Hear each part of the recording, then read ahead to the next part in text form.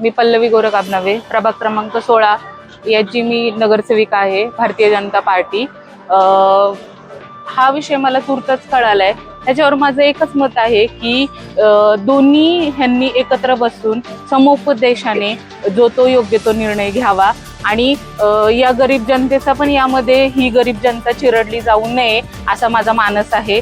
तर या सर्व गोष्टींचा विचार करून त्यांनी नगर परिषद आणि हे जे भाजी मंडई वाले सगळे व्यक्ती आहेत त्यांनी एकत्र बसावा, त्यांनी पण ह्यांची मतं ऐकून घ्यावी आणि नगर परिषदेने देखील त्या गरीब जनतेचा विचार करावा असे मी मनोगत व्यक्त करते। भाजीपाला हा सर्वसामान्य जीवनामध्ये प्रत्येकाच्या घरामध्ये अत्यंत गरजेची गोष्ट आहे आणि ती जर कधी तुम्हाला जवळ जर कधी उपलब्ध झाली नागरिकांना तर ते सोयीचं असतं। आपण नगरसेवक म्हणून या नगरपालिकेमध्ये निवडून आलेला तर आपण कोणता आग्रह धरणार आणि प्रशासनाला त्या बाबतीत कशा पद्धतीने निवेदन? बरोबर आहे, नगरसेवक आहेच मी, त्याचबरोबर एक सामान्य स्त्री देखील आहे। स्त्रियांना भाजीपाला हा खूप महत्वाचा असतो आणि आजच्या जमान्यामध्ये स्त्री आणि पुरुष हे दोन्हीही काम करतायत आणि स्त्रियांना जेवढी सोयीस्कर उपलब्ध असतील गोष्टी त्यांच्या नजदीक त्या त्यांच्यासाठी चांगल्याच आहे आणि प्रत्येक व्यक्ती हा कुटुंबासाठी काम करतो आणि ही गरीब जनता सुद्धा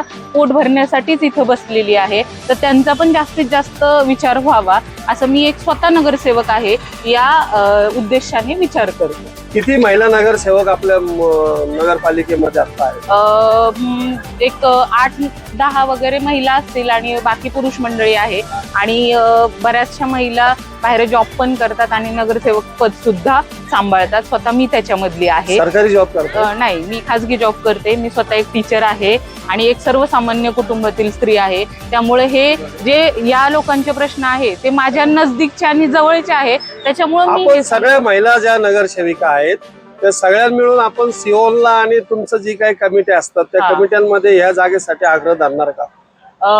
आम्ही आमच्या परीने 100% तिथं प्रयत्न करू, पण शेवटी कसं आहे की त्यांनी पण जो निर्णय घेतला असेल कोणत्या तरी म्हणजे विचारपूर्वकच घेतला असेल, तर या गोष्टी आम्ही एका साईडनी बोलणार, ही जनता एका साईडनी बोलणार, ते एका साईडनी बोलणार, त्यापेक्षा आपण सर्वस्व एकत्र बसूया, त्यानंतर जो निर्णय होतोय त्याच्यावरती ठामपणे बोलूया।